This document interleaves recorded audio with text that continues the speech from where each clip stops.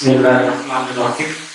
Assalamualaikum warahmatullahi wabarakatuh. Waalaikumsalam warahmatullahi wabarakatuh.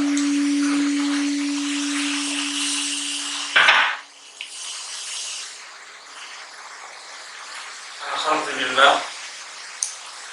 Alhamdulillahilladzi nahmaduhu wa nasta'inuhu wa nastaghfiruh wa na'udzu bihi min shururi anfusina wa min sayyiati a'malina.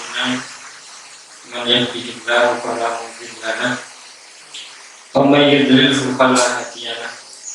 Asyhadu an la ilaha illallah wahdahu la syarika lahu wa asyhadu anna Muhammadan abduhu wa rasuluhu la nabiyya wa la rasula ba'dahu. Allahumma sholli wa sallim wa barik ala nabiyyina wa rasulina Muhammadin wa ala alihi wa ashabihi wa kulli man nahaja bi manhajihi ila yaumil din. Amma ba'du. Ikhwatal iman yang dirahmati Allah Subhanahu wa taala. Alhamdulillah pada siang hari ini Allah Subhanahu wa taala mempertemukan kita dalam majelis yang insyaallah diberkati, majelis ilmu. Semoga majelis kita ini menambah khazanah ilmuwan kita. Kedatipun yang kita bahas ini adalah persoalan yang mestinya sudah kita ketahui dan bahkan kita sudah melaksanakannya. Alhamdulillah, oleh sebab itu kita berdoa, Rabbi shrah li sadri wa yassir li amri wahlul 'uqdatam min lisani yafqahu qawli. Bapak Ibu Saudara yang dirahmati Allah Subhanahu wa taala, untuk menyingkat waktu karena jadi singkat, mohon maaf saya datang terlambat. Dan kita mulai dan masuk pada pembahasan melengkapi dari dua pertemuan sebelumnya. Jadi tema kita kali ini adalah terkait dengan sholat jenazah, dan masuk di dalamnya mungkin nanti adalah tentang menguburkan jenazah. Dan maaf saya tidak membawa makanan, jadi fotokopi dari buku kitab Fikih Sunnah. Fikih Sunnah dan buku atau kitab yang saya bawa ini adalah Fikih Sunnah Indonesia, yaitu yang ditulis oleh beliau Al-Ustaz Abu Malik Kamal As-Sayyid Salim.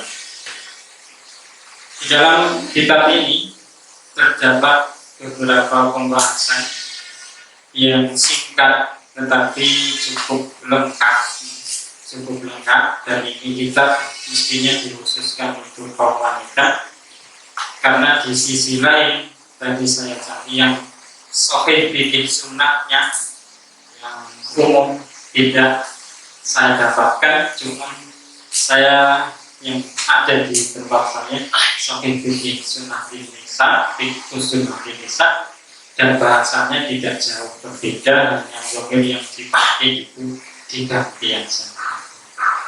Maka saya berpanduan pada kitab ini terkait dengan bahasan sholatul jenazah. Saya masuk pada intinya. Nanti kalau panjenengan membutuhkan doa dalam sholat jenazah, ada fotokopiannya, tetapi dalam bentuk bahasa Arab itu terjemahannya. Jadi sholat jenazah itu terdiri dari 4 kali takbir. Jadi dalam sholat jenazah yang disepakati itu tidak memakai rukuk, tidak memakai sujud. Maka saya itu kalau ngajar anak-anak ngantuk, diajar itu agak malas atau merasa capek, saya kasih pertanyaan begitu. Ada sholat, kalau kita kerjakan, kemudian ketika kita sujud atau rukuk, sholat kita batal. Jadi sholat yang kita kerjakan jika rukuk atau sujud, maka sholat kita batal. Sholat apa itu? Yaitu sholat jenazah. Sholat jenazah. Karena sholat jenazah ini tidak membutuhkan rukuk dan sujud, maka sholat jenazah ini berbeda dengan sholat-sholat yang lain, yang mana diantara rukun sholat itu adalah rukuk dan sujudnya. Bahkan Rasulullah SAW menekankan kepada musim sholat, orang yang sholatnya masih buruk, jumlah cetak itu nampak sumarka hatta tatma'inna rabbika, kemudian rukuklah sampai itu benar-benar tumanina rukuk. Namun dalam sholat jenazah ini tidak terdapat rukuk dan sujud sebagaimana yang sudah kita ketahui bahkan kita laksanakan. Maka pernik-pernik yang ada dalam sholat jenazah ini yang nanti saya tekankan, ya, saya tekankan. Jadi berapa kali sholat jenazah, berapa kali takbir kan kita sudah tahu. 4 kali takbir pertama, ini takbir bisa disebut takbiratul ihram di dalam sholat jenazah itu. Tapi kebanyakan kitab itu hanya menyebutnya sebagai takbir at-takbirah al-ula. Namun dalam kitab Sahih Fikih Sunnah dan Fikih Sunnah Nisa Abu Malik Kamal As-Sayyid Salim ini beliau menyebutkan sebagai takbiratul ihram. Nah, takbir yang pertama dalam sholat jenazah ini rata-rata jumhur itu mengatakan ma'aruf ilyadain. Jadi kedua tangan diangkat. Itu tidak ada persoalan yang diperbincangkan. Jadi takbir pertama dalam sholat jenazah itu ma'aruf ilyadain. Kedua tangan sambil diangkat sebagaimana kita takbiratul ihram. Jadi apa yang dibaca setelah takbiratul ihram ini juga rata-rata jumhur itu mengatakan yang dibaca itu Al-Fatihah. Tidak ada doa iftitah atau yang disebut dengan istiftah. Tidak ada doa itu, tidak ada iftitah, tidak pula atau yang disebut dengan istiftah. Yang mana doa iftitah kita biasanya itu kan Allahumma ba'id baini wa baina khataya, itu tidak ada. Atau apa? Allahu akbar kabiro walhamdulillahi katsira wa subhanallahi bukratan wa asila. Atau itu tidak ada. Jadi takbir pertama sambil mengangkat kedua tangan, terus yang dibaca adalah Al-Fatihah. Setelah Al-Fatihah ada bacaan lagi tidak? Nah ini rata-rata tidak mengatakan tidak ada. Cuman di dalam kitab ini diambil riwayat dari yang diriwayatkan oleh Imam Al-Bukhari dari Tolha ibnu Abdillah ibnu Auf. Beliau mengatakan sholaitu khalfa ibni Abbas ala janazatin faqara bi Fatihatil kitab. Beliau membaca Al-Fatihah dalam huruf wasuratan dan surat setelah Al-Fatihah. Jadi bisa ditambah dengan bacaan surat Al-Fatihah. Cuma kadang ya, kadang itu kita temukan sholat jenazah itu begitu cepatnya. Sampai kadang saya ikuti itu Al-Fatihah belum rampung sudah masuk ke takbir yang kedua. Maka di sini ya kita mengkondisikan diri, jika imamnya terlalu cepat. Artinya kita dalam sholat jenazah takbir pertama itu yang kita baca mesti adalah Fatihatul Kitab, yaitu Bismillahirrahmanirrahim, Alhamdulillahirabbil alamin, seterusnya. Mau ada waktu ditambah dengan bacaan surat setelah Al-Fatihah pun boleh berdasarkan riwayat Tolha bin Abdillah ibnu Auf yang diriwayatkan oleh Imam Al-Bukhari. Itu nanti saya fotokopikan itu. Ini. Kemudian setelah itu langsung takbir yang kedua. Nah, untuk takbir yang kedua, takbir yang ketiga, kemudian takbir yang keempat ini kan itu. Jadi tadi kan takbir pertama bisa disebut takbiratul ihram, kemudian membaca Al-Fatihah dan posisi tangan dalam keadaan bersedekah sebagaimana kita sholat biasa kan itu, bersedekah. Itu. Nanti masuk ke takbir kedua itu dengan mengangkat kedua tangan atau tidak. Jadi ini yang diperbincangkan itu. Mengangkat kedua tangan atau tidak. Rata-rata dari teman-teman itu nggak mengangkat kedua tangan. Nggak mengangkat kedua tangan. Apakah memang itu tidak boleh mengangkat kedua tangan atau ada riwayat? Nah, ada riwayat. Riwayatnya itu dari Abdullah ibnu Umar radhiyallahu anhu. Yang kedua dari Abdullah ibnu Abbas radhiyallahu anhu. Dua sahabat ini masa kecilnya bersama Rasulullah, kemudian menemani sampai beliau berdua dewasa. Abdullah ibnu Umar ini orang yang dikenal sebagai sahabat yang mutaba'atul Rasul itu sangat tinggi. Jadi apa yang beliau lihat dari Rasulullah itu selalu diikuti.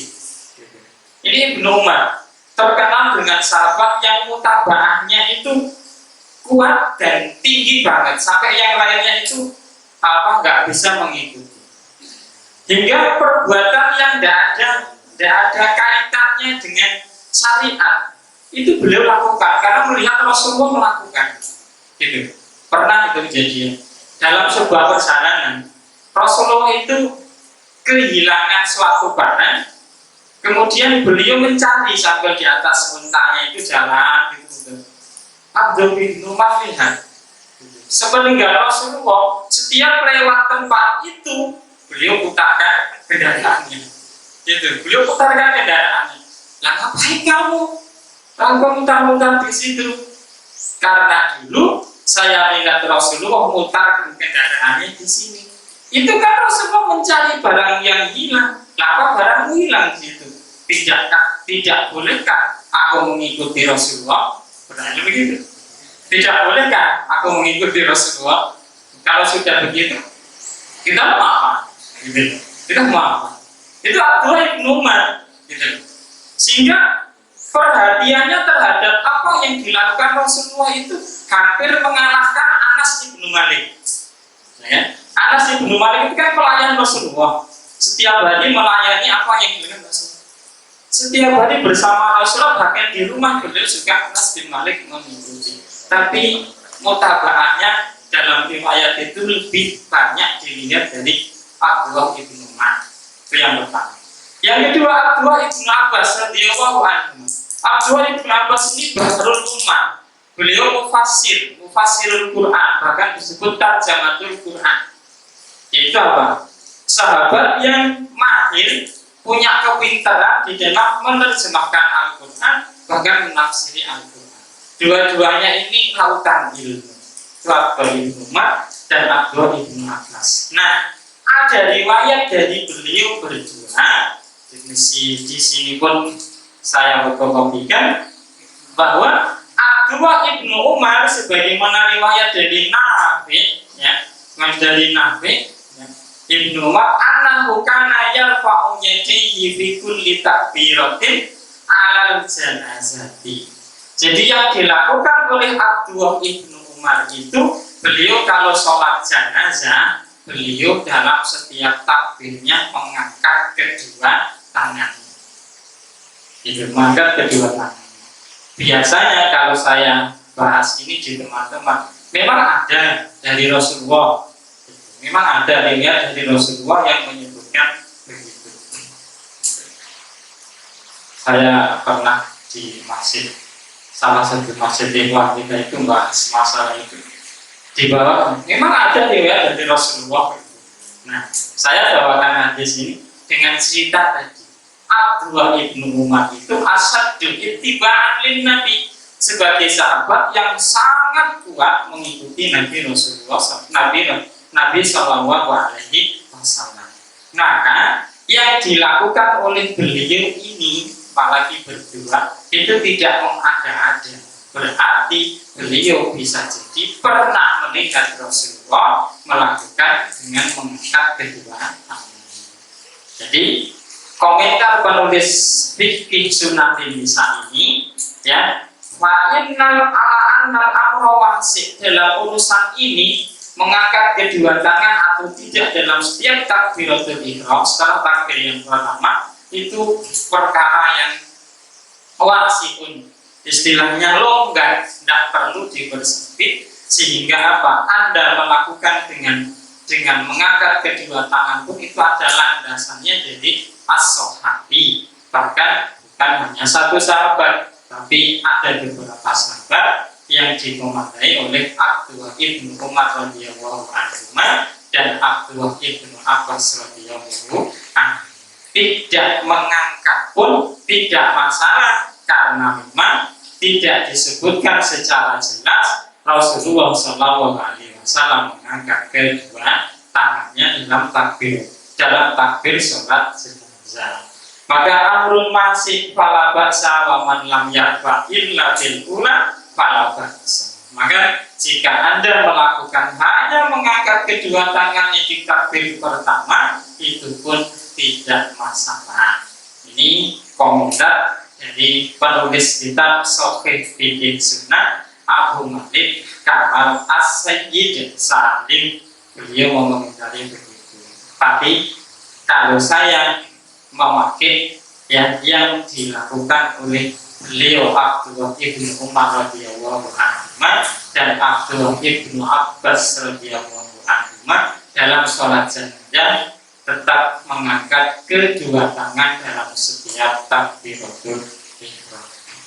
Dan dalam setiap takbir, 4 takbir dalam sholat jenazah itu karena memang ada contohnya. Itu pernik-perniknya, ya. Jadi takbir yang kedua, Anda mengangkat kedua tangan, silahkan, tidak pun tafadhol, gitu. Karena memang tadi amrunnya, perkaranya longgar. Setelah takbir yang kedua, ya, takbir pertama bisa disebut takbiratul ihram, baca Al-Fatihah ditambah dengan 1 surat dari Al-Quran pun boleh, atau riwayat dari Thalqah bin Abdillah Ibnu Auf. Masuk takbir kedua, yang dibaca apa? Yang dibaca adalah baca sholawat. Sholawat yang bagaimana? Sholawat yang lengkap itu adalah sebagaimana sholawat dalam at-tasyahud. Dalam at-tasyahud, Allahumma sholli ala Muhammad wa ala ali Muhammad kama shollaita ala Ibrahim wa ala ali Ibrahim innaka Hamidum Majid. Allahumma barik ala Muhammad wa ala ali Muhammad kama barakta ala Ibrahim wa ala ali Ibrahim innaka Hamidum Majid. Ini yang lengkap. Kemudian takbir ketiga. Takbir ketiga ini tempat doa untuk mayat, ya. Tempat mendoakan khusus untuk mayat. Nah, di dalam setelah takbir ketiga ini, doa yang diriwayatkan dari, ya bukan yang diriwayatkan, yang dicerahkan oleh ulama itu berbeda-beda. Dari satu kitab ke kitab yang lain itu banyak doa yang disebutkan. Ada yang ngambil pendek, ada yang ngambil panjang. Intinya yaitu doa untuk memohonkan ampun kepada jenazah. Maka di sini saya fotokan juga, fotokopikan. Doa panjangnya, lengkapnya berdasarkan riwayat dari Imam Muslim itu Allahumma ighfir lahu warhamhu wa'afihi wa'fu anhu wa akrim nuzulahu wa wasi' madkhalahu waqsilhu bil ma'i wassalji wal barad wa naqihu minal khotoya kama yunaqqa thawbul abyadu minad danas. Allahumma abdilhu daran khairan min darihi wa ahlan khairan min ahlihi wa zawjan khairan min zawji wa adkhilhul jannata wa qihi min adzabil qabri wa min adzabil nar. Itu panjang sampai itu. Ada pula Allahumma firli hayyina wa mayyitina wa syahidina wa ghaibina wa sawhirina wa kabirina wa dzakarana wa dzakarina wa unsana. Allahumma man ahyaitahu minna fa ahyihu 'alal Islam wa man tawaffaitahu minna fa tawaffihi 'alal iman. Allahumma la tahrimna ajruhu wa la tudhillana ba'dahu. Ada lagi Allahumma la tahrimna ajruhu wa la ta'tinna ba'dahu. Ini setelah nanti ada setelah takbir yang ketiga. Selesai dari doa itu, ada yang mengambil singkat Allahumma ighfir lahu warhamhu wa'afihi wa'fu anhu. Dan rata-rata itu kalau di soal sana itu kalau saya perhatikan itu yang dibaca cuma Allahumma ighfir lahu warhamhu wa'afihi wa'fu anhu. Buktinya apa? Saya ikuti ketika baru sudah sampai doa Allahumma akrim nuzulahu wa wasi' madkhalahu sudah takbir yang keempat. Berarti yang dibaca cuma Allahumma ighfir lahu warhamhu wa'afihi wa'fu anhu. Lebih yang pendek gitu yang sampai itu. Nah, setelah takbir ketiga berarti takbir lagi yang keempat. Ini takbir yang terakhir. Nah, di dalam setelah takbir yang keempat ini itu gimana? Nah, ulama berbeda pendapat dalam doa setelah takbir yang keempat. Itu. Kalau teman-teman di mana salafi itu apa? Beliau mereka memilih apa? Setelah takbir keempat diam sejenak, gitu kan? Setelah itu salam, nggak baca apa-apa, nggak baca apa. Gitu. Tapi ada yang melakukan setelah takbir keempat tadi itu membaca doa yang di penggal belakang tadi. Allahumma la tahrimna ajruhu wala ta'tinna ba'dahu. Ada yang menambahkan pakai doa Rabbana atina fid dunya hasanah wa fil akhirati hasanah wa qina adzabannar. Nah, jadi dalam setelah takbir yang keempat ini ada hilang di situ, ada hilang. Sehingga ada yang mengatakan bisa mendoakan mayat lagi atau diam sejenak setelah itu salam ke kanan dan ke kiri. Gitu. Jadi ini persoalan apa yang ada dalam sholat jenazah.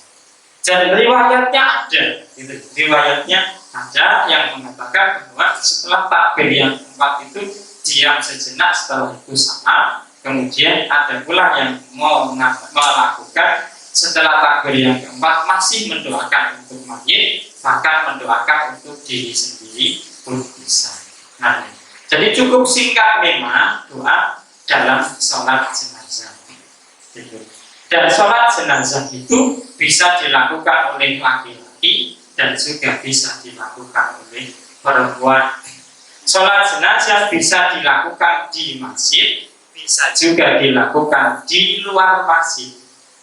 Di luar masjid. Artinya di luar masjid itu tidak di dalam masjid, bisa di halaman rumah juga atau di dalam rumah juga. Itu pun boleh. Karena masing-masing ada riwayatnya, yang di masjid pun bisa, di halamannya juga bisa. Nah, ini singkat tentang sholat jenazah, ya, sholat jenazah. Persoalan yang muncul dalam sholat jenazah ini masbuk. Enten masbuk buatan dalam sholat jenazah itu. Masbuk itu nomornya. Masbuk itu lah ketinggalan saking imam. Nah, dikatakan masbuk itu ukurannya pundi. Jenengan masbuk. Sholat biasa jenengan masbuk itu diukur saking pundi. Masbuk itu diukur ketika kita tidak bisa menyertai takbiratul ihram bersama imam. Itu ukuran masbuk. Ukuran masbuk.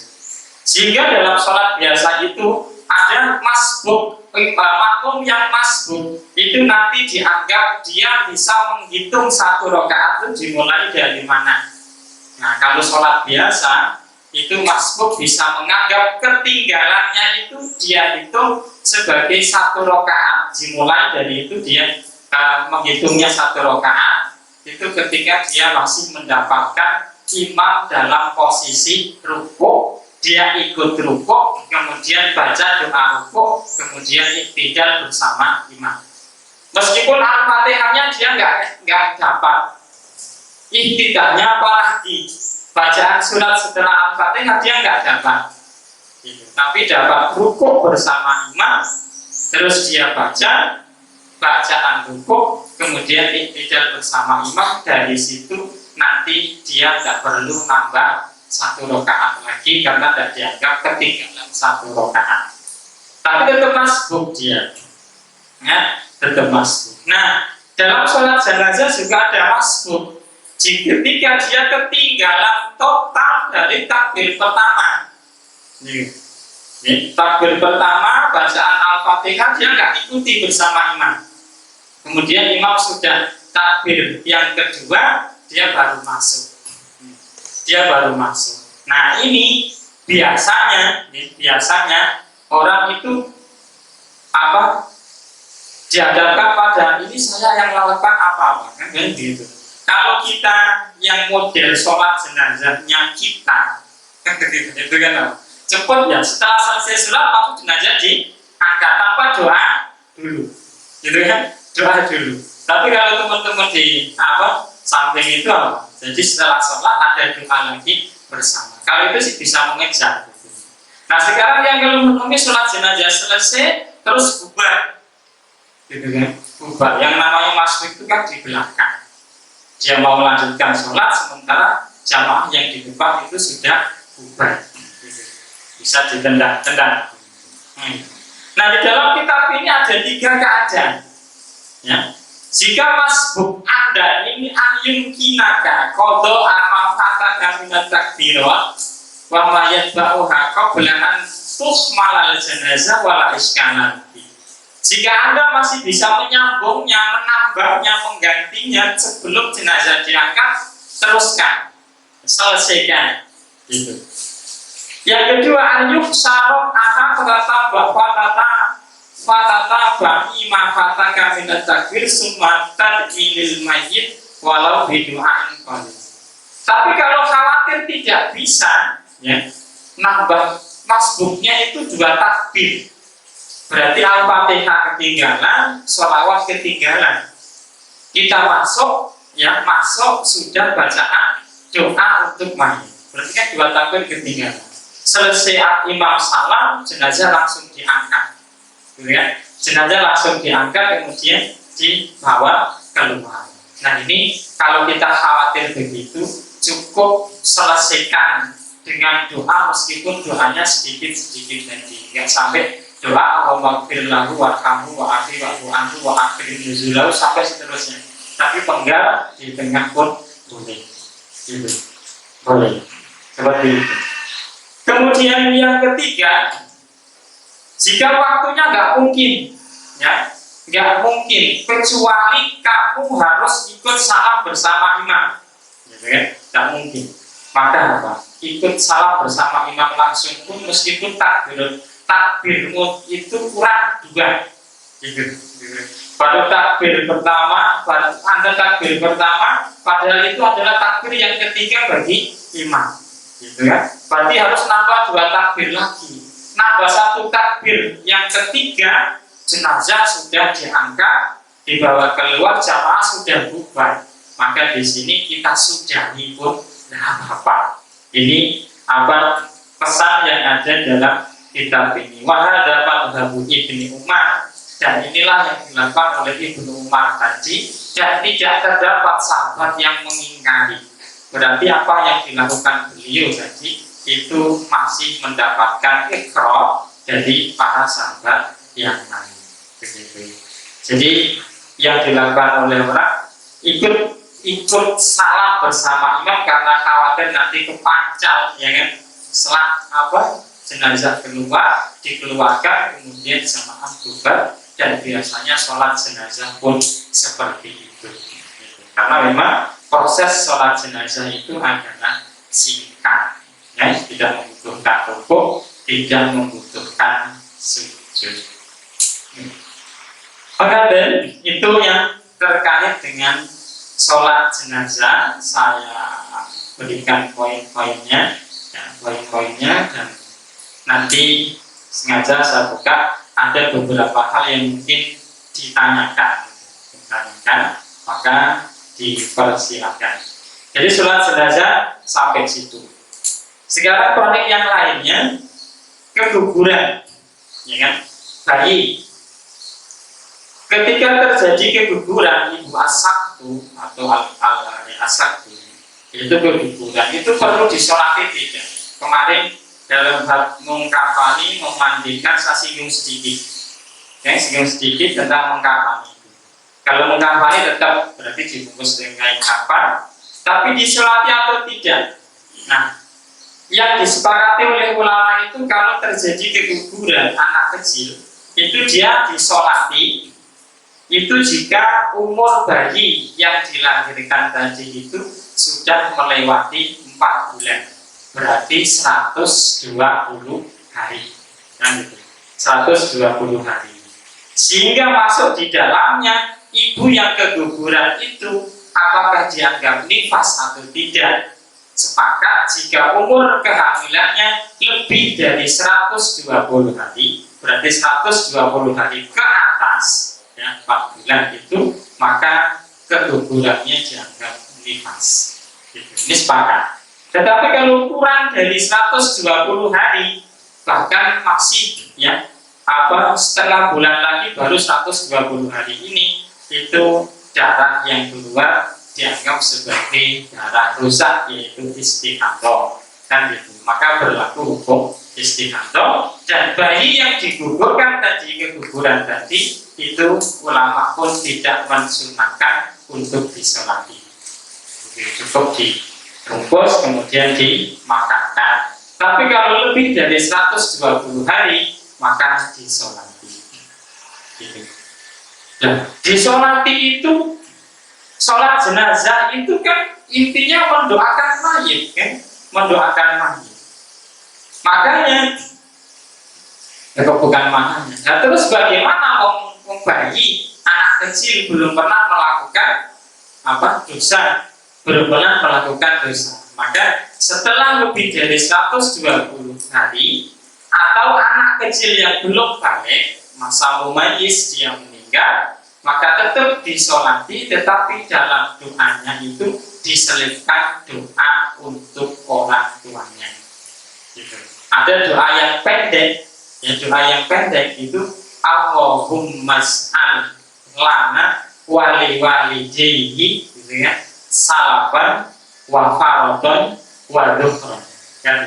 Ya Allah, jadikanlah ia bagi kami dan kedua orang tuanya sebagai apa? Peninggalan yang baik, pendahulu yang baik, dan simpanan yang baik bagi kedua orang tuanya. Dan tapi ada riwayat juga yang panjang yang menyebutkan bahwa saya yang meninggal tadi belum usia balik, tetap lebih dari 120 hari, maka tetap disolati dan diselipkan doa untuk kedua orang tuanya.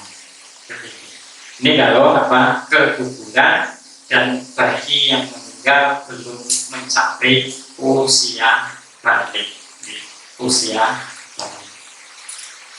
Baik, Bapak Ibu yang dimuliakan Allah Subhanahu wa Ta'ala. Jadi itu masalah sholat jenazah. Doa dalam sholat jenazah mungkin dengan ambil ini sebetulnya teman dalam bahasa Arab, dan insya Allah terjemahannya sekarang banyak bisa dicari doa-doa yang menyebutkan tentang doa dalam sholat jenazah tersebut. Sampaikan dari kitab ini dan insya Allah berdasarkan hadis-hadis yang sahih. Sehingga pengkajian terkait dengan sholat jenazah. Kemudian penguburannya kemarin juga sudah saya singgung masalah penguburan jenazah itu, di mana model kuburan itu ada dua, bisa berupa al-lahdu, bisa juga berupa asyak. Kalau sak itu berada di tengah, cempurinya itu berada di tengah. Kalau lahat itu agak menjorok ke arah barat, kan gitu, ke arah barat, gitu. Ke arah barat. Makanya kalau kuburan itu berupa lahat, nanti jika kita mensolati jenazah di atas di kuburan, kan boleh. Jika kita ketinggalan jenazah, ya, apa namanya, takziah, ketinggalan, jadi sholat jenazah itu dibolehkan untuk mensolati jenazah setelah dikubur. Itu kalau modelnya lakat, kita berarti tidak sholat di atas kuburan, tetap di sampingnya, gitu, di sampingnya. Dan itu dibolehkan, ya, dibolehkan mensolati jenazah di dalam kuburannya, sebagaimana yang dilakukan oleh Rasulullah SAW terhadap seorang penyapu masjid wanita yang dikuburkan tanpa diberitahukan kepada Rasulullah SAW. Kemudian yang memasukkan mayat ke dalam lahat atau saknya ini adalah diutamakan yang ada hubungan kerabat juga, sebagaimana waktu memandikannya diutamakan. Kecuali ada tidak diperbolehkan adalah bagi seorang laki-laki yang malamnya dia menggauli istrinya, maka dia paginya tidak boleh memasukkan jenazah ke dalam liang lahatnya. Ada doa enggak ketika memasukkan jenazah ke dalam liang lahat? Terdapat riwayat dengan doa Bismillahi wa ala millati Rasulillah, disebut doanya. Terus kuburan itu boleh enggak apakah kuburan itu boleh dirata agak digundukkan, gitu, agak digundukkan atau rata dengan tanah, gitu. Terata dengan tanah. Nah, di sini ada keterangan Raf'ul qabri anil ardi qalilan nafasibrin, satu jengkal. Agak digundukkan, nih, agak digundukkan itu boleh, gitu. Tapi jangan terlalu menggunduk, ya. Agak digundukkan supaya apa? Dijadikan sebagai tanah. Anak Nabi sallallahu alaihi wasallam wa nusiba alaihi labin nusban warubi abrahu minal artinah wan min sibri, gitu. Jadi dari keterangan Jabir bahwa Nabi Shallallahu Alaihi Wasallam dibuatkan yang semacam lahat, kemudian tanah untuk membuat yang untuk menimbuni kuburan yang ada di dalamnya jenazah itu agak ditinggikan sedikit sebatas kira-kira satu jengkal, sibron, sakilan, wajur pak ukobrahu minal arti nahwan min sibri. Jadi bisa itu ada, tidak harus rata. Kemudian dikasih tanda, boleh nggak dikasih tanda? Taklimul qabri biasanya dikasih apa? Batu, patok, gitu. Dikasih tanda, baik itu berupa batu atau lainnya. Boleh juga, itu boleh juga. Bahkan itulah yang dilakukan oleh sahabat Nabi. Bahkan Nabi SAW memerintah sahabatnya untuk mendatangkan sebongkah batu supaya ditaruh di atas bagian arah kepala jenazah. Begitu. Untuk apa itu? Beliau mengatakan atau alamu biha qabru akhi, supaya sebagai tanda, batu ini sebagai tanda kalau ini adalah kuburan saudaraku. Wa adfanu ilaihi mamata min andi, kalau ada keluarga lain yang meninggal maka aku bisa menguburkannya dengan dekat dengan kuburan ini, sehingga bisa ditandai, ya, bisa ditandai. Fungsinya begitu. Oh, ini kuburan saudaranya, nanti kalau ada saudaranya meninggal itu biar bisa dikuburkan di situ, biar bertetanggaan waktu di dalam kubur juga sebagaimana di dunia apa mereka bertetanggaan.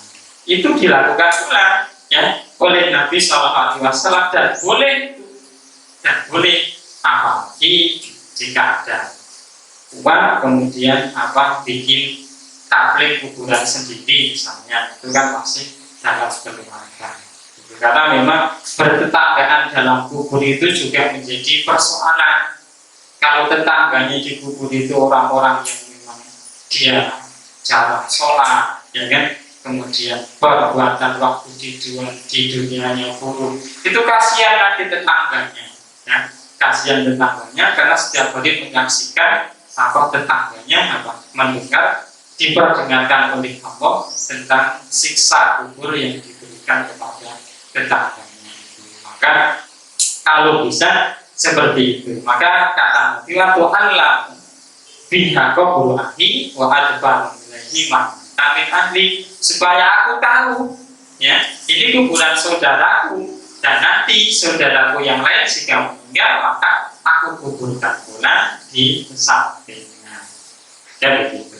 Nah, ini ketika Utsman ibnu Maz'un meninggal dunia kemudian dikuburkan dengan model seperti itu. Ini tentang kuburan yang saya rasa biasa dan kadang muncul di pertanyaan di benak kita tentang hal-hal yang perlu diketahui dan biasa dilakukan oleh saudara-saudara kita. Setelah jenazah itu dikuburkan, apa yang kita lakukan?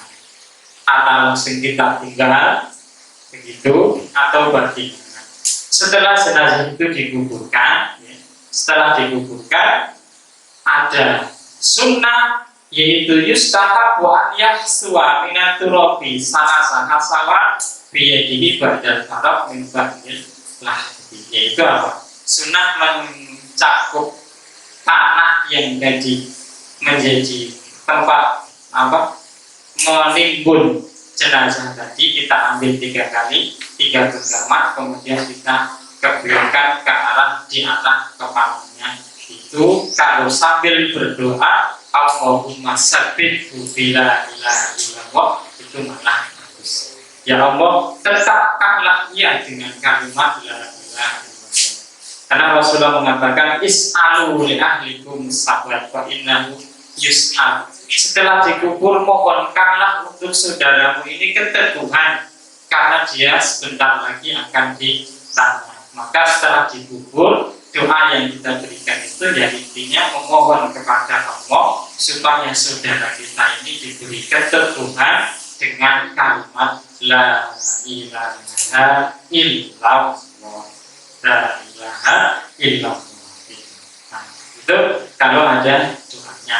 Ya, berarti setelah penguburan itu memang ada doa yang disunahkan oleh Rasulullah Shallallahu Alaihi Wasallam yang intinya memang mendoakan mayat yang sudah kita kuburkan itu. Dengan begitu berarti selesai sudah kewajiban kita terhadap saudara kita, sudah kita mandikan, sudah kita kafani, sudah kita kuburkan. Berikut doa-doa pun baik kita mohonkan kepada Allah Subhanahu wa Ta'ala. Itu Bapak, Ibu, Saudara yang dirahmati Allah Subhanahu wa Ta'ala. Jadi 40 menit ya kita bahas materi ini. Untuk selanjutnya kami persilahkan kepada Bapak, Ibu, Saudara sekalian. Poin-poinnya saya berikan itu. Nanti kalau ada persoalan-persoalan yang lain, dimohon kita diskusikan bersama. Dan insya Allah moga saja Allah berikan kemampuan bagi kita untuk bisa menjelaskannya dengan tetap berdasarkan pada koridor syariat. Syukur kalau ada dalil menjadi pendukungnya, baik dari sunnah Rasulullah maupun dari asal sahabat yang lain. Demikian sehingga kami berikan, dan selanjutnya kami berikan kepada panjenengan semuanya. Monggo. Yang pertama itu tentang, mungkin tadi sudah dijelaskan ya, saya pas ngantuk karena tempatnya terlalu nyaman. Ini Yang pertama tentang di tempat kami itu setelah sholat jenazah itu Pak Imam masih memimpin doa. Setelah salam sholat jenazah itu memimpin doa. Nah, maka ada dasarnya. Terus misalnya kita menjumpai atau mengikuti sama seperti itu, kita bagaimana? Doa ataukah? Yang kedua tentang hadis bahwasanya jika yang kedua tentang larangan mengangkat jenazah bagi seorang laki-laki yang malamnya jumuk. Itu apakah larangan itu ketika memasukkan jenazah ke yang lahat ataukah termasuk di rumah perawat, mulai dari mungkin mau memandikan atau mengkafani itu kan itu kadang juga kita mengangkat jenazah. Nah, misalnya seorang laki-laki itu malamnya jumuk, apakah dia termasuk larangan itu? Nah, tentu. Terima kasih. Bismillah.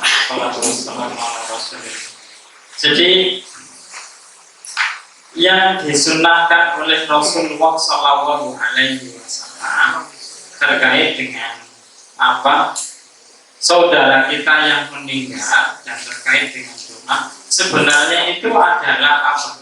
Sudah cukup di dalam sholat jenazah. Gitu. Sudah cukup doa itu dalam sholat jenazah. Kemudian tadi doa khusus juga ketika setelah dikuburkan. Setelah dikuburkan. Maka dalam hal ini, ya kalau saya gini sikap terkait dengan jika doa-doa itu ya, sampai menjadikan apa nanti kita masuk kepada hal-hal yang dilarang. Doa itu kan tidak dimasalahkan. Doa dan mendoakan orang lain itu kan tidak masalah. Anda berdoa dengan doa apapun selama itu baik, itu tidak melanggar syariat. Mendoakan orang lain selama doa Anda itu baik juga tidak melanggar syariat. Tetapi kalau pelaksanaannya menjadikan kita kepada masuk pada hal-hal yang dilarang. Contohnya, satu, dengan menambah acara doa tadi setelah sholat jenazah itu ditambah ritual doa lagi. Kalau itu menjadikan waktu penguburan semakin lama, kemudian nanti ketemu waktu yang dilarang, gitu. Waktu yang dilarang. Nah, maka di sini kita tidak harus mengikuti doa. Waktu dilarang itu di mana? Kan ada 3 waktu kita dilarang menguburkan jenazah. Pada waktu matahari terbit pas, gitu ya. Pada waktu matahari di tengah-tengah dan pada waktu matahari hampir tenggelam. Warna sinarnya itu sudah merah jingga itu sampai benar-benar tenggelam. Dengan memperbanyak acara doa seperti itu, ketika memasukkan kita pada waktu yang melarang sehingga mepet kepada waktu yang dilarang, maka tidak perlu dilakukan dan kita tidak perlu mengikuti. Tetapi jika longgar, ya tadi Anda ikuti itu juga tidak masalah dan itu tidak sampai menjadikan kita jatuh kepada jatuh kepada tidak selama itu tidak menjatuhkan pada hal yang dilarang, yaitu masuk kepada waktu di mana kita dilarang mengumpulkan jenazah. Namun yang digarisbawahi, jangan sampai doa-doa itu memperlambat dalam kita mengumpulkan jenazah. Soalnya ketika jenazah itu muslim, maka Rasulullah segera kuburkanlah, gitu kan? Segera kuburkanlah, dan dia juga minta supaya dan dikuburkan supaya Allah ingin bertemu dengan rahmat Allah. Kan? Maka memperlambat itu ketika sampai lama sekali itu tidak bukan tidak etis, tidak sesuai dengan sunnah Rasulullah Shallallahu Alaihi Wasallam. Yang kedua, yang larangan tadi ketika malamnya junub tadi, dia menggali itu khusus pada memasukkannya ke liang, bukan menggotongnya pada waktu di rumah ketika, tapi khusus memasukkannya ke liang lahan, ke liang. Ini terkait pula dengan jika seseorang itu memiliki istri lebih dari satu, yang satu meninggal dunia, itu kan man aula bidan ini memasukkannya itu kan suaminya, dan itu. Tapi dengan syarat apa? Maunya dia tidak kondisi junub. Jadi memasukkannya ke liang lahat itu yang tidak diperbolehkan dan diwanti-wanti oleh Rasulullah Shallallahu Alaihi Wasallam. Wallahu a'lam.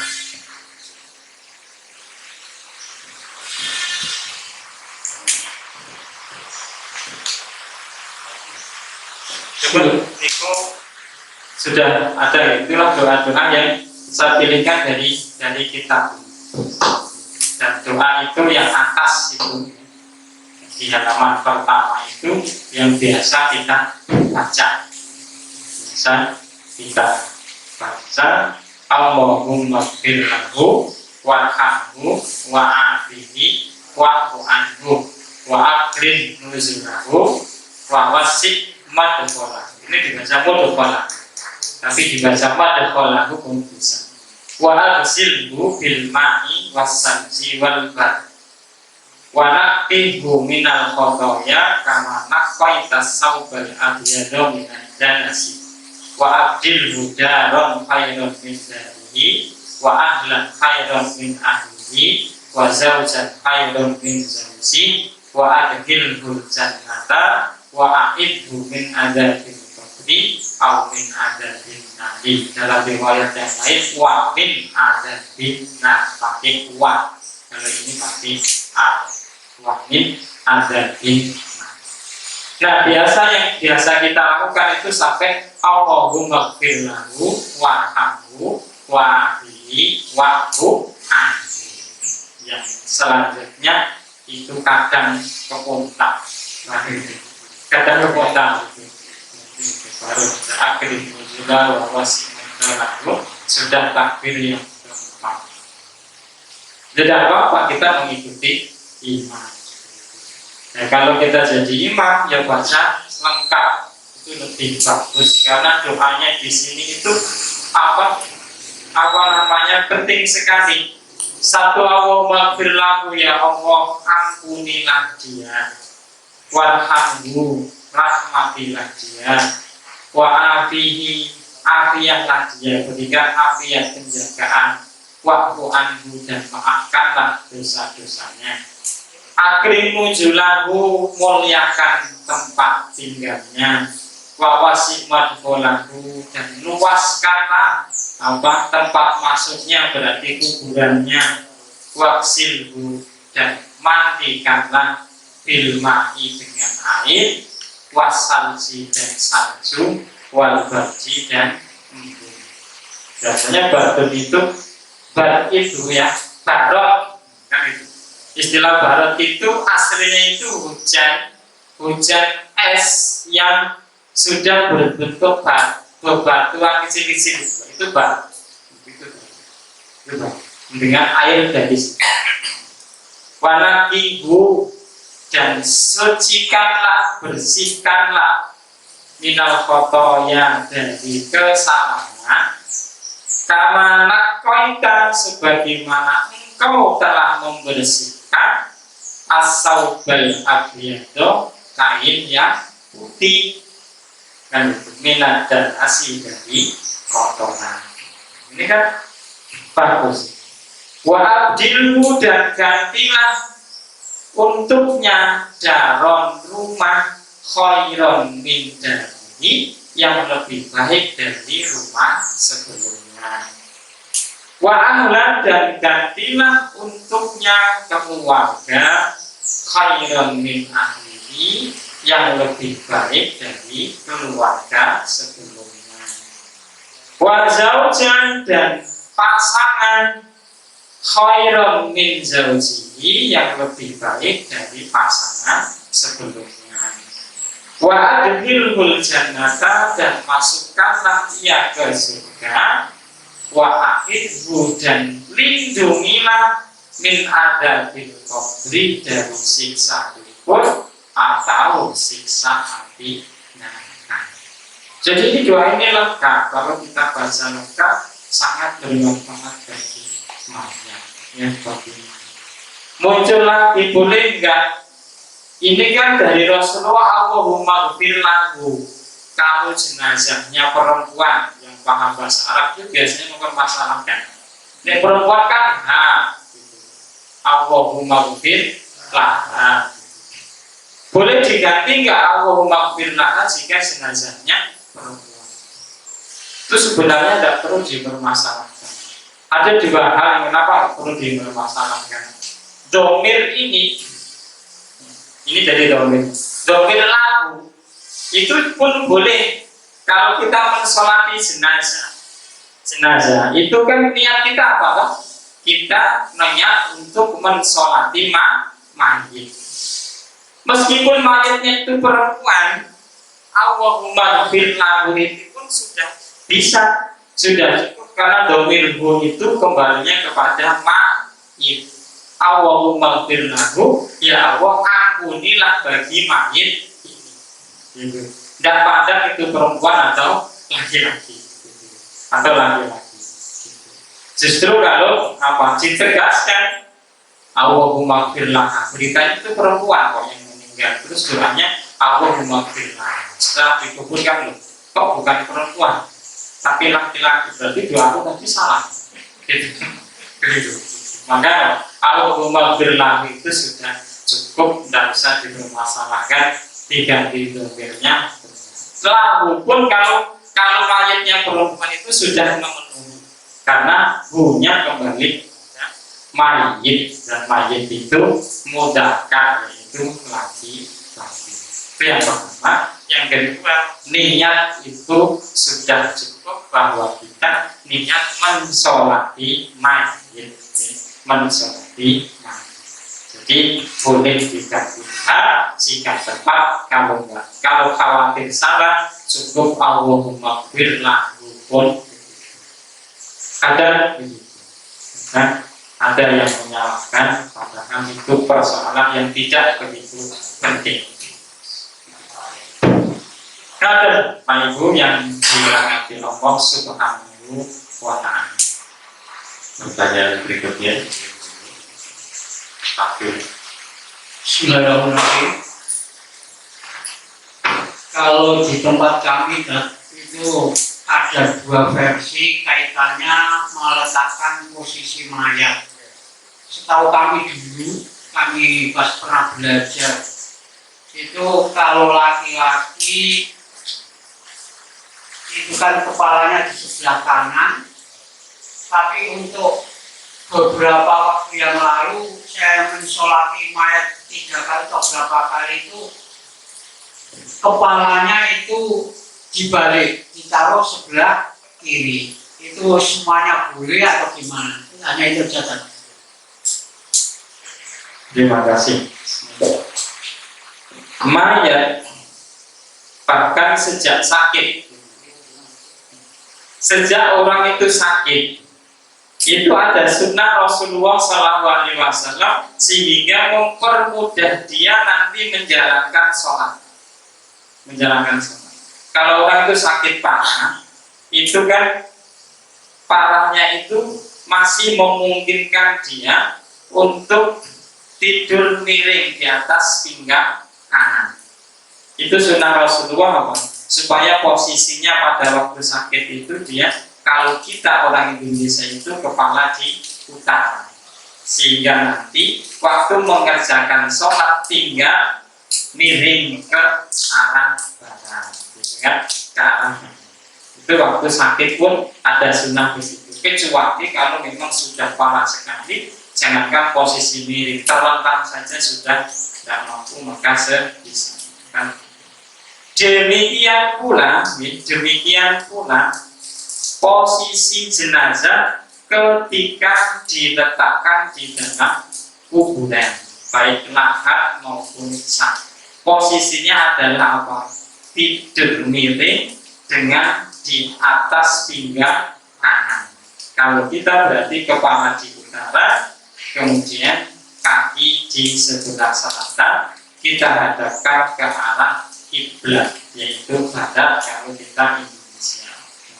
Dari situ maka kalau tidur waktu sakit pun begitu, pada waktu dikuburkan pun begitu, maka pada saat disolati itu maka sebaiknya kita posisikan. Karena saya belum mendapatkan pas disolati itu riwayat yang sahih dari Rasul itu yang mana? Itu saya belum mendapatkan, tetapi mengambil kesimpulan dari waktu sakit dan waktu di kuburan, maka kita posisikan jenazah itu kepala di utara. Meskipun waktu di keranda itu posisi mayat kan berarti rentakan menghadap ke atas, gitu. Tapi usahakan memang kepala di utara, sehingga imam sholat itu ketika jenazahnya laki-laki maka posisinya misalkan ini, ya, maka imamnya pas di kepala, kan itu berarti di sebelah utara, gitu. Maka makmum yang di belakangnya. Tapi kalau perempuan maka posisi imam berada di tengah, yaitu pas di pusatnya, gitu. Pas di pusatnya. Demikian pula kalau jenazah itu banyak, ya, jenazah itu banyak laki-laki dan perempuan, maka ngaturnya itu juga apa? Supaya urut, maka yang perempuan ini yang laki-laki dan begini, ya. Yang perempuan maka ditaruh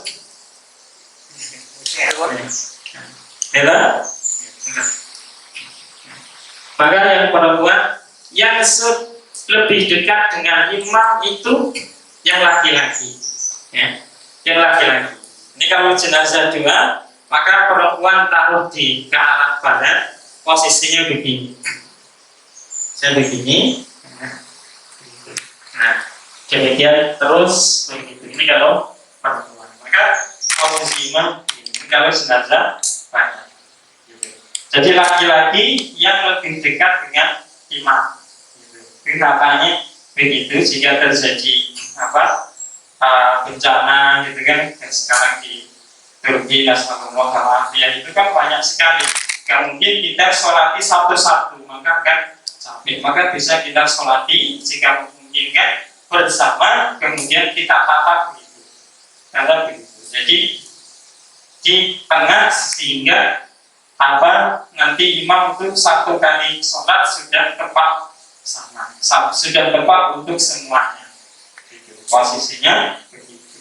Anak kecil yang laki-laki didekatkan dengan jenazah laki-laki, kemudian perempuan di sebelah barat kalau kita orang Indonesia. Ini kalau jumlahnya banyak, tidak pakai giliran, gitu ya, tidak pakai giliran. Bahkan di dalam penguburannya pun bisa satu tempat ditempati lebih dari satu jenazah. Lebih dari satu jenazah itu pun boleh jika itu memungkinkan. Bahkan ketika dikubur satu-satu itu menyusahkan, bahkan merepotkan yang hidup. Gitu. Terus sunnahnya memang dengan kias analog tadi itu memang. Tetapi memang saya juga dapatkan, bahkan pernah kalau teman-teman ya ikhwan di samping itu memang saya nggak tahu dalilnya kenapa mereka posisi kepalanya malah taruh di sebelah selatan. Di tempat saya itu pernah sampai yang naruh itu anak-anak muda, gitu kan? Anak muda terus kepalanya lalu di utara, kemudian ada imam, ya imam tapi dari sebelah itu langsung jenazah itu ditarik, digeser lalu begitu. Padahal kiasnya itu kepada waktu sakit maka dan waktu itu dimakamkan di kuburan, ya posisinya kan kita sebelah utara. gitu. Tapi kalau rebutan, ya, sampai rebutan ingin menang-menangan, di sini tidak perlu menjadi pemenang, tidak perlu menjadi pemenang yang kita ikuti itu. Dan itu karena yang belum masih ini longgar, kalau jadi pemenang. Yang penting waktu sholatnya tepat, dia akan kemana. Kalau laki-laki, kemudian kalau perempuan tepat di atas pusat. Ada. Terima kasih Ustaz atas penjelasannya. Yang berikutnya Ustaz Roni, silakan. Ya, kabel itu berdua. Mungkin usah. Mungkin usah. Ya, terima kasih. Assalamualaikum warahmatullahi wabarakatuh. Saya mau tanya, ini dulu saya juga pernah ketika menguburkan jenazah itu, saya melihat mayatnya diadani itu secara Islam bagaimana?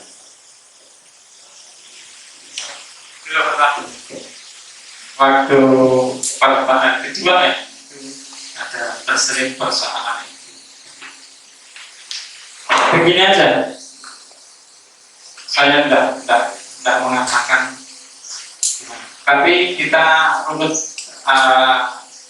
dalilnya aja, bahwa yang melakukan mengadankan mayat waktu mau dikuburkan itu dalil yang dipakai itu kias. Kias itu anak menyamakan hukum. Kiasnya kemana? Dikiaskan, disamakan ketika lahir. Ketika baru masuk ke dunia, itu kan ada sunnah. Ini tanda kutip dulu. Ada sunnah mengadankan di telinga kanan, mengikomahkan di telinga kiri. Nah, mau meninggalkan dunia, ya begitu. Ya begitu.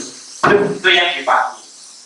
Hanya dalil yang menerangkan, hadis yang menerangkan tentang mengadankan bayi di telinga kanan waktu lahir, diikomatkan di telinga kiri pada waktu lahir itu ada riwayatnya.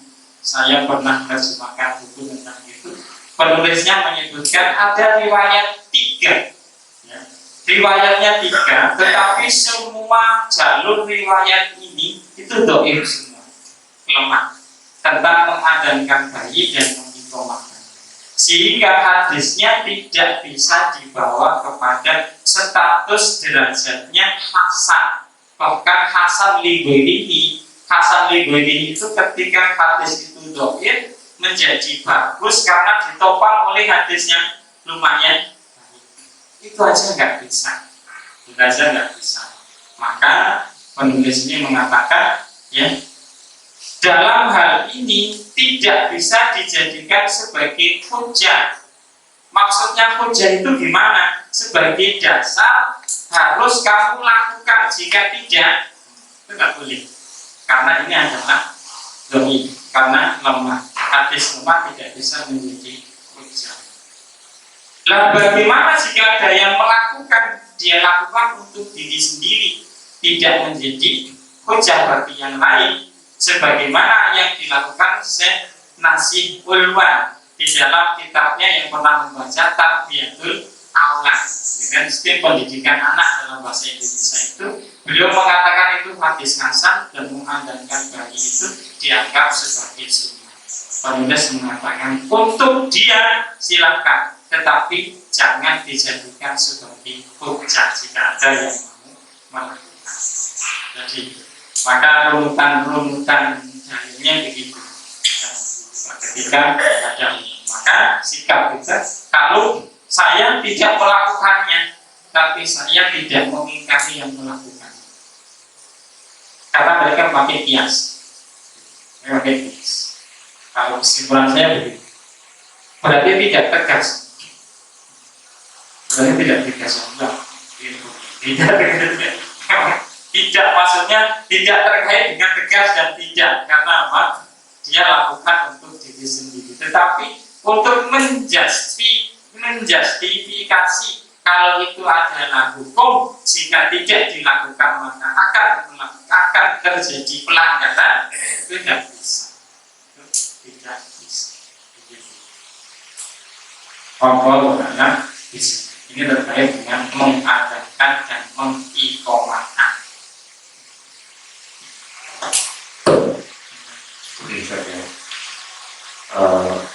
Dari Ustaz Rani sudah cukup. Sekarang berikutnya Pak Wi. Mau ya? Mau Pak Wi. Silakan.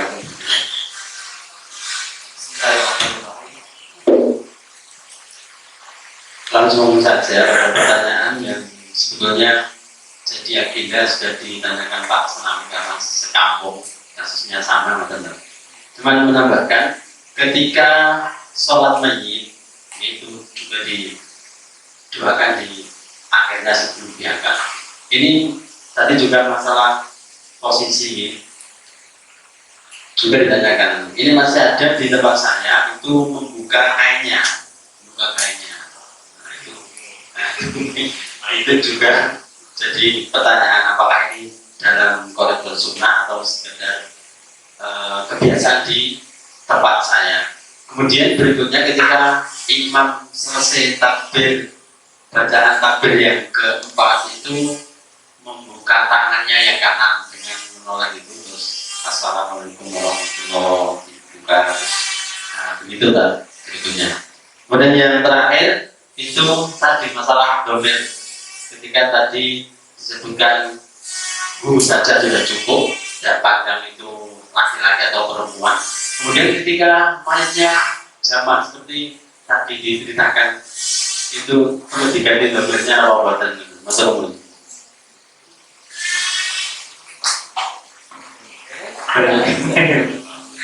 Bismillah. Jadi dibuka pada waktu mensolati, berarti yang dibuka itu kain penutupnya, itu juga. Memang kalau ditanyakan apakah ada sunnah Rasulullah seperti itu, ya memang nggak ada. Karena apa? Itu nggak fungsi. Karena apa? Tetap mayat sudah tertutup dengan kafan. Dibuka atau tidak itu juga sama aja. Karena mayat waktu disolati tertutup rapat sama kafan. Tertutup rapat sama. Lagi pula sholat jenazah itu kita mensolati mayit tapi bukan untuk sholat untuk mayit. Gitu. Kita itu mensolati mayit tapi bukan sholat untuk mayit. Jadi sholat untuk mayit. Justru kalau dikatakan sholat untuk mayit ini yang enggak boleh. Yang enggak boleh. Jadi kita mensolati, tapi sholat kita tetap untuk Allah, niatnya untuk Allah, ya. Niatnya untuk Allah, dan Allah itu maha mengetahui terhadap sesuatu yang tersembunyi. Jangankan hanya tertutup oleh kain penutup keranjang itu, yang lebih tebal saja Allah masih bisa. Jadi ditutup atau tidak itu nggak jadi masalah, karena tetap posisinya masih tertutup oleh kafan. Karena memang itu kenapa kok tidak dibuka? Biar apa? Biar sholat kita itu benar-benar sholat mayat itu ada mayatnya atau enggak?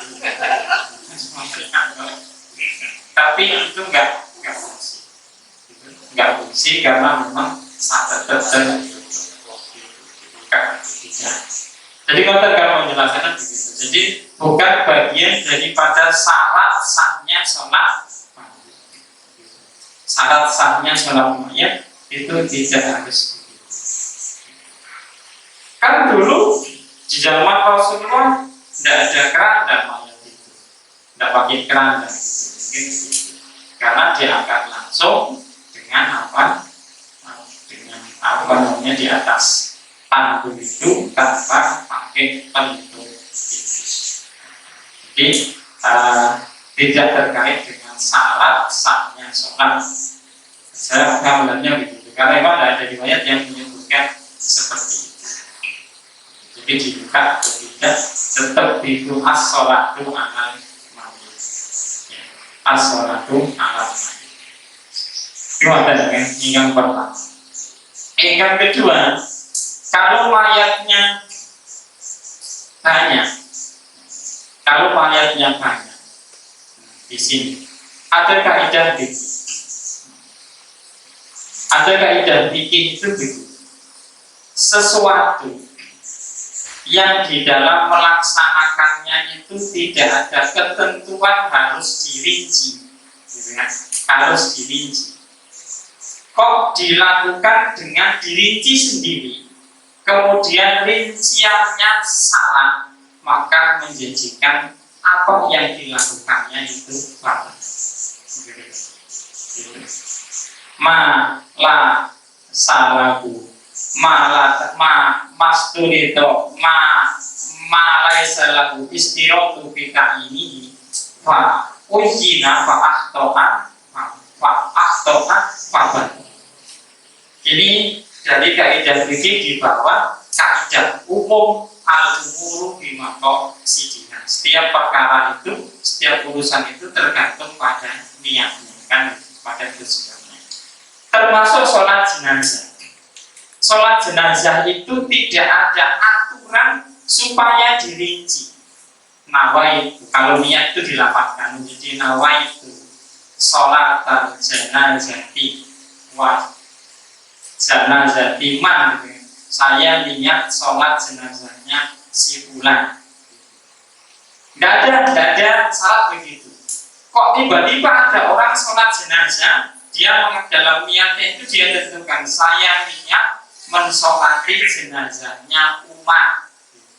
Selesai sholat itu yang meninggal siapa tadi? Ahli, bukan umat. Berarti orang tadi belum sholat jenazah. Kenapa? Karena dia sudah tentukan yang mau disolati itu jenazahnya umat, tapi buktinya itu bukan umat.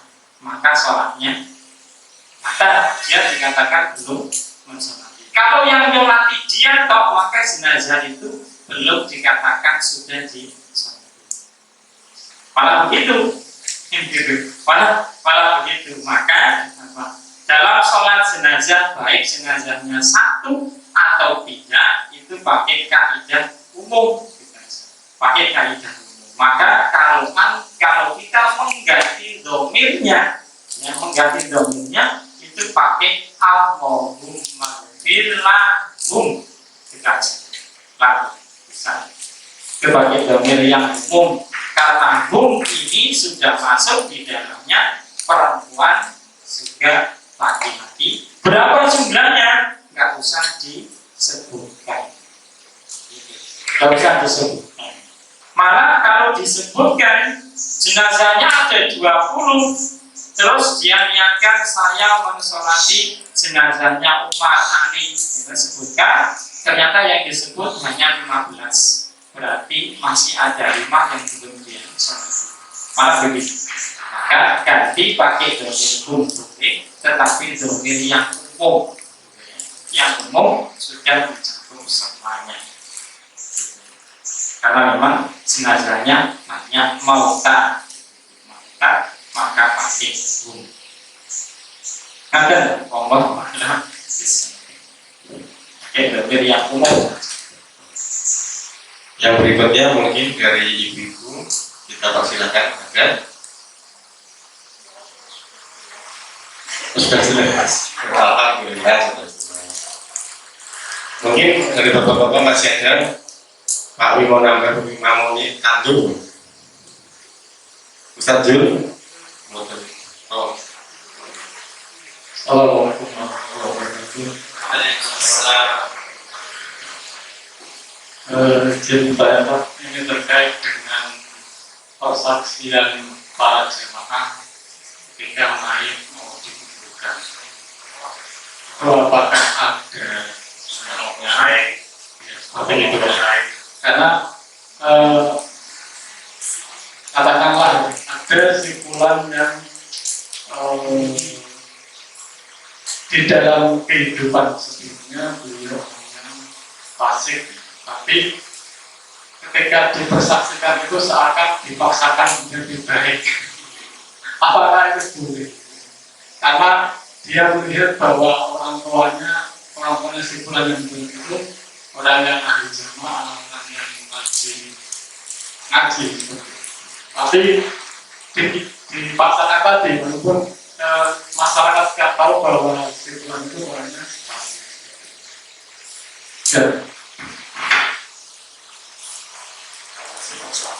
Jadi ishad jualan majid.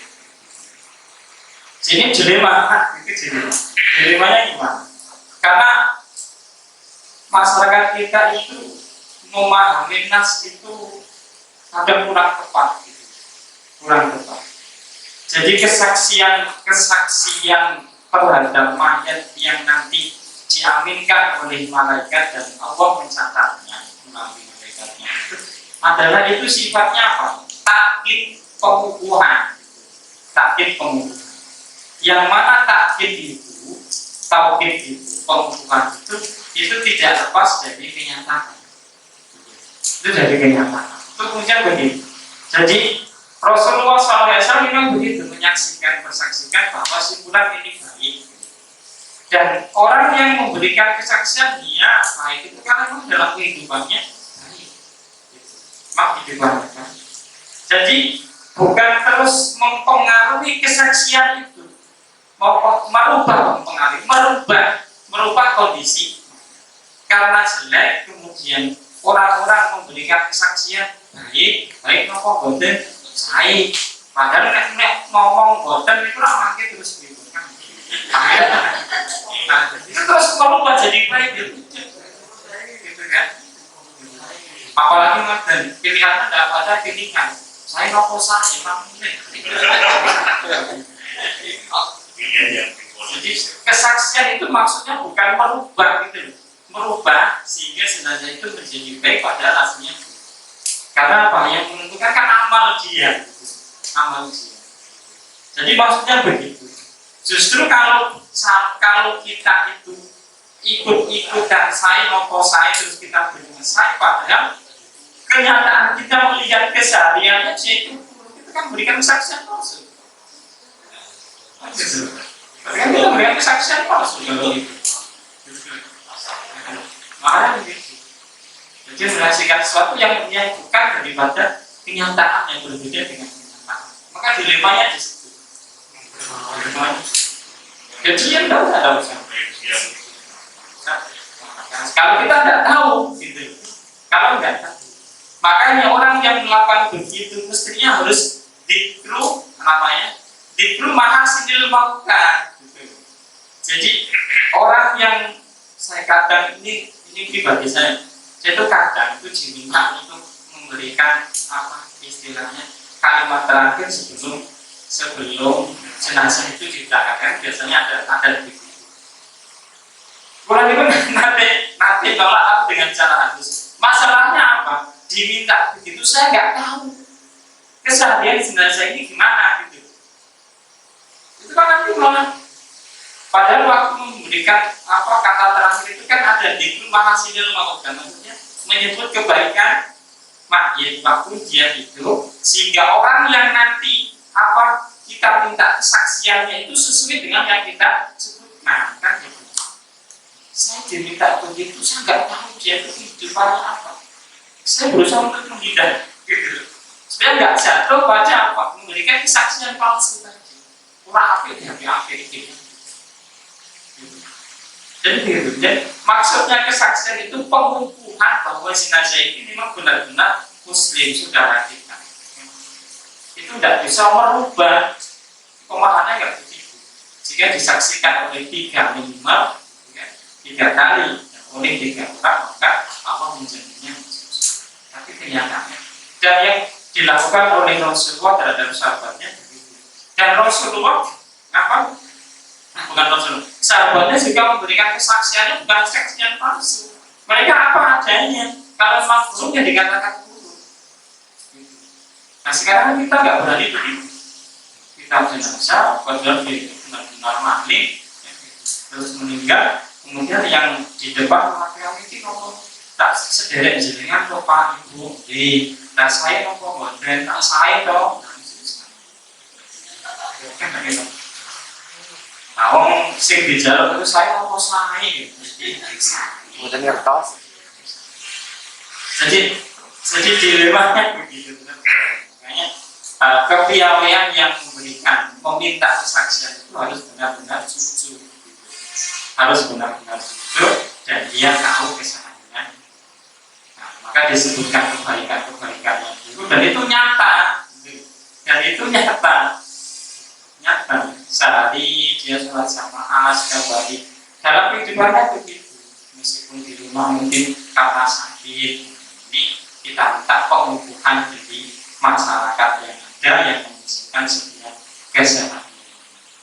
Jadi maksudnya begitu kesaksian teman-temannya waktu masih hidup sehingga tidak ada unsur dipaksakan kemudian menjadikan seseorang itu memberikan kesaksian palsu dan Allah Subhanahu wa Ta'ala lebih dan maha tahu dari yang kita persaksikan. Nah, kalau ditanya tidak tahu orangnya ya diam aja, tidak usah ikut menjawab. Demikian pula terkait dengan kebiasaan kita ini, dan ini biasa para asatid itu dan saya juga melakukan ketika berikan ucapan kalimat terakhir waktu pemberangkatan itu kan kita minta kepastian dari hutang si mayit itu hutang si mayit itu sebenarnya apa namanya biasanya kan gitu, kalau bapak ibu si mayat ini si pulang ini dalam kehidupannya dia memiliki hutang kan, memiliki hutang kalau itu kecil maka mohon diikhlaskan terus yang hadir bilang tiba-tiba setelah mayat dikuburkan ada yang datang kepada keluarganya minta si fulan pernah hutang saya 5.000 saya minta untuk didonasi. Kita sebagai keluarganya ya harus memberikan. Jangan menggemi yang tadi disebutkan kan dengan apa ini itu tetap karena itu hanya sebuah formalitas ya.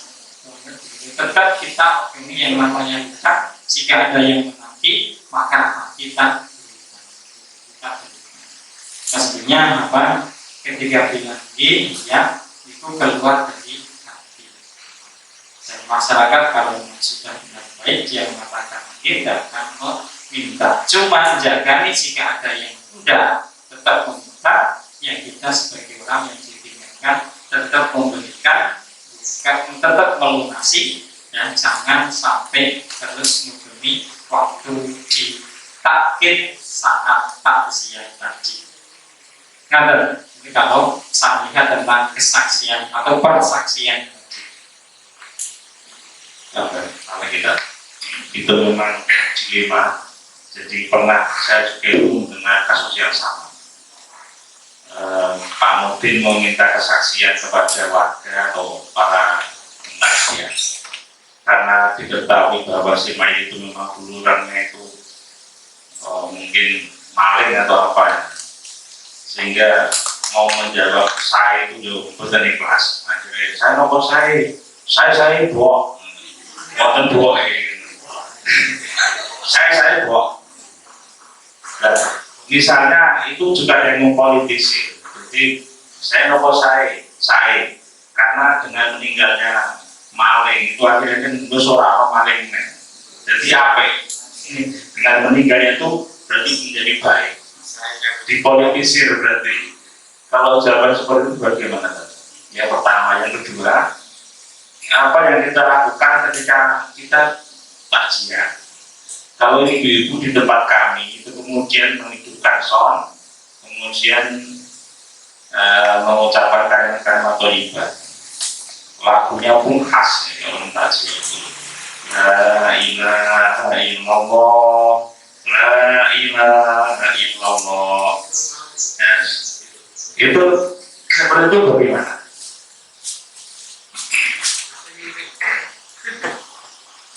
Terima kasih. Bismillahirrahmanirrahim. Jadi mempolitisasi sebuah saya bahkan sebuah agama. Saya kaitkan dengan apa yang dipesankan oleh Rasulullah SAW. Jadi terkait dengan sholat mensolati jenazah. Jadi begini, Rasulullah SAW itu di bagian kecil bab sholat jenazah itu ada pesan yang terselip di sana dari beberapa riwayatnya. Bagaimana orang yang seperti kasus bunuh diri, ya, kasus bunuh diri, atau orang yang dalam kehidupannya dilihat secara nyata, disaksikan oleh banyak orang, dia nggak mengerjakan sholat, nanti waktu dia meninggal apakah disolati atau tidak, ya, itu ada pesan yang terselip di situ. Misalnya begini, satu terhadap imamul qaum, jadi pemimpin suatu kaum. Jika dengan sholatnya imam kaum, pemimpin suatu kaum itu dengan mensolati jenazah orang yang dalam kehidupannya itu enggak sholat, waktu meninggal kok disolati, terus menimbulkan menimbulkan kesimpulan pada rakyat, pada masyarakat. Oh, ini aku ora sholat. Oh, bangko next mati jadi sholat ini. Kok malah gitu? Berarti kan kesimpulan buruk itu. Kesimpulan yang buruk. Maka imam itu disarankan untuk tidak ikut mensolati jenazah, supaya apa? Menimbulkan efek jerah pada masyarakat yang hidup, merasa khawatir dan takut nanti kalau mati nggak disolati. Kalau begitu. Jadi ada yang terselip pesan, sehingga tadi itu juga begitu. Kalau kita ikut memberikan kesaksian saya pada itu apa? Justru malah menimbulkan kesan buruk. Berarti malah rapopo. Yang pun yang mati ya disaksikan apa? Kan itu. Malah nggak menimbulkan efek jerah, malah nggak bisa. Nggak jangan dilakukan. Nah, kita ambil pelajaran dari situ. Ya. Jadi imam jamaah itu, kalau kan dia keberadaan dia di dalam sebuah komunitas itu kan berpengaruh sekali. Maka kalau justru dengan dia tidak ikut mensolati malah menimbulkan efek jerah, sehingga orang-orang itu takut, merasa takut, nanti kalau nggak sholat tidak akan disolati, akhirnya mereka sholat, maka imam itu disarankan untuk tidak mensolati jenazah orang yang dalam hidupnya jarang sholat, sehingga menimbulkan efek jerah. Saya bawa pesan seperti ini. Kemudian yang kedua, apa yang dilakukan oleh orang yang takziah? Ya, orang yang dilakukan oleh orang yang takziah itu ya mendoakan, menghibur. Makanya doanya itu lillahi ma'akoda wa ilaihi ma'akto fal yastaqim fal yastasi. Ya, Pak Ibu, semua itu adalah bagi Allah, dan bagi Allah apa yang diambil dan akan kembali kepada Allah apa yang dia berikan. Maka bagi kita yang bisa kita lakukan adalah kecuali bersabar dan mengikhlaskan. Yang dilakukan oleh muazzin, orang yang takziah itu doa, mendoakan untuk mayat tadi melalui sholat atau doa yang lain tadi, dan memberikan ucapan-ucapan tasmiyah, menghibur bagi orang yang takziah, orang yang ditinggal kematian, orang yang ditinggal kematian. Nah, itu dikembangkan oleh masyarakat, sehingga sunnah Rasul di bulan tadi itu diberikan, yang dia lakukan itu bacaan la ilaha illallah. Itu manfaatnya untuk siapa? Untuk orang yang membaca. Jadi bacaan la ilaha illallah, bacaan tasbih itu apa? Manfaatnya untuk orang yang membaca, kecuali kalau diniatkan untuk hadiah kepada orang. Jadi seperti itu. Jadi melupakan yang sunnah dari Rasulullah SAW, itu yang pertama. Yang kedua, acara-acara seperti itu akan menjatuhkan kita kepada satu larangan yang dari Rasulullah, yaitu apa yang namanya an-niyahah, yaitu kumpul-kumpul setelah kematian dengan mengadakan makan-makan yang dikeluarkan dari keluarga yang meninggal. Khawatirnya jika ada anak yatimnya, maka diambil dari apa? Jadi harta anak yatim. Itu yang khawatirnya begitu. Khawatirnya seperti itu. Maka kalau kita disarankan, ya lebih baik untuk tidak mengikuti itu, karena ada dua hal yang mengkhawatirkan kita masuk pada hal yang dilarang. Makan harta anak yatim tanpa izin, ya. Kemudian yang kedua meninggalkan sunnah, yaitu apa? Menghibur orang yang ditinggal oleh keluarganya. Kalau dalam hal ini kita Allah Islam. Yang terakhir Ustaz dari kami sampaikan kondisi di sebuah tempat. Kalau ada orang yang